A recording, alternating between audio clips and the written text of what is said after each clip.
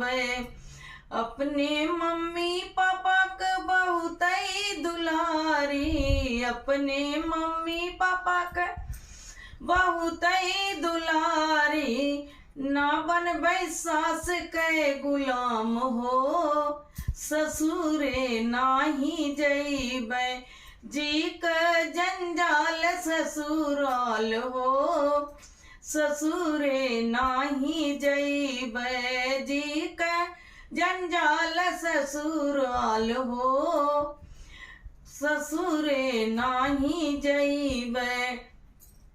अपने चाचा चाची के बहुत दुलारी, अपने चाचा चाची के बहुत दुलारी, ना बनबै जेठनी के गुलाम हो, ससुरे नाही